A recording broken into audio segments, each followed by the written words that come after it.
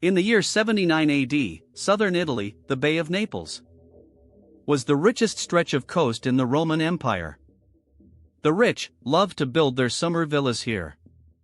Vineyards, row after row, planted from the foot of the mountain all the way down to the sea. The port city by the sea was called Pompeii. 20,000 people lived inside. August 24th was a Wednesday. 2 in the afternoon, the market was open. The fishmonger had just laid out the day's catch on ice. The wine seller had lined up his clay jars row by row. Children were playing a game of bones in the street. In the public baths, men were arguing politics in the water. The baker had just put 81 loaves into the oven. That batch of bread was supposed to come out at 4 in the afternoon. In the barber shop, a man was getting his beard shaved. At the corner brothel, there was a line outside the door. In the forum, the magistrate was preparing his speech for tomorrow's election.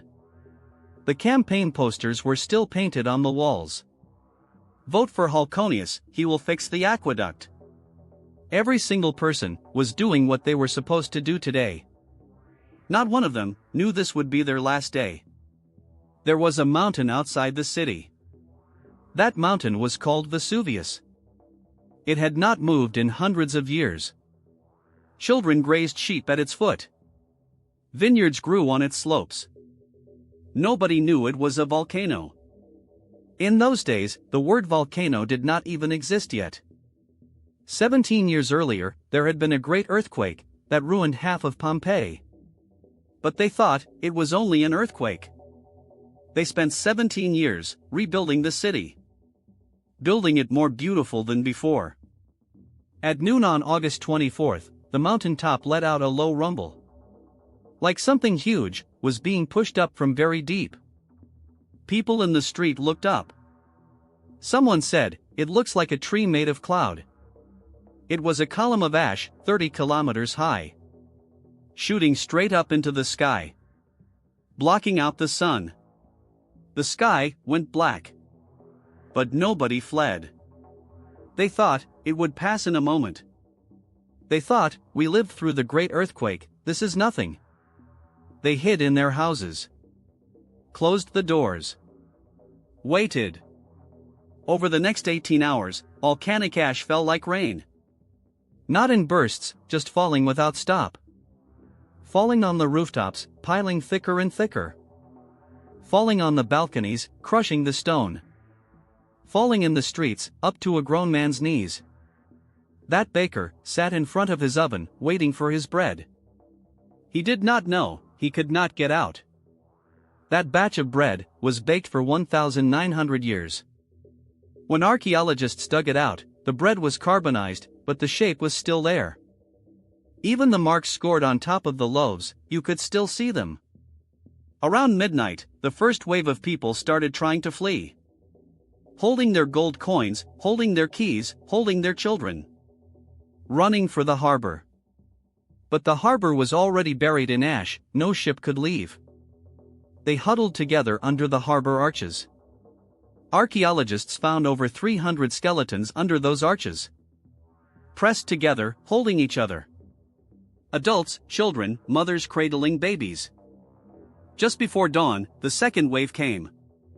It was not ash, it was a wall of burning gas, pouring down the slope from the summit. 300 kilometers an hour. 400 degrees. Before the wind even arrived, people were dead. The water in their lungs turned to steam in an instant. Their last gesture was frozen in place. A mother holding her baby tight, sitting on the bed.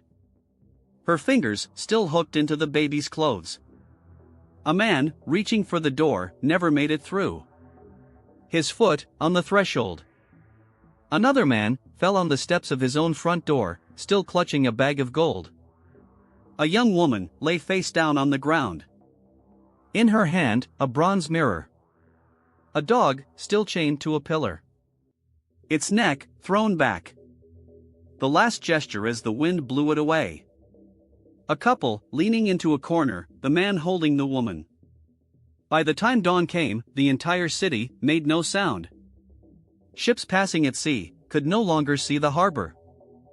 They saw only a sheet of white ash. That was not a city anymore. That was a graveyard. In the days that followed, the ash kept falling, burying all of Pompeii beneath it. 6 meters deep on average. Even the rooftops were gone. The wind blew, and even the ash was leveled flat. Years later, no one even remembered there had ever been a city here. People nearby were planting grapes on this land, not knowing that beneath their feet lay 20,000 people. For 1,700 years, Pompeii lay quiet underneath. In 1748, a farmer was digging a well. Halfway down, he hit a wall painting. The archaeologists came. They began to peel back the ash, layer by layer. They dug up houses, streets, baths, brothels. They found every shop with its 2,000-year-old sign still hanging by the door. But when they dug up the bodies, they ran into something strange. The bodies had rotted away. Only bones remained. But around the bones, there was a hollow. The shape of that hollow was exactly like the body. An archaeologist named Fiorelli came up with an idea. He poured plaster into those hollows. He waited for the plaster to set. Then they chipped the ash off the outside. And there, the person returned from 2,000 years ago. That mother, still holding her baby. That man reaching for the door, still reaching. That dog on the chain, neck still thrown back. Every gesture, exactly as it was at the moment of death. These were not statues. These were people from 2,000 years ago. The very last second of their lives, 2,000 years ago. Sealed inside the ash. That city was called Pompeii. Of those 20,000 people, not one of them ever got a warning. Nobody told them the mountain was a volcano. Nobody told them that tree of cloud was death. Nobody told them 2 in the afternoon was their last meal. They thought today would be like yesterday. Like the day before, like last year, like every day of their lives. But this Wednesday was not the same. You think disaster will give you time to prepare. You think danger will sound a warning first. You think, at the very end, there will at least be time to say goodbye. But what destroyed them was something they had never even heard the name of. By the time they looked up, it was already too late. That baker who put 1 batch of bread in. That man who was getting his beard shaved.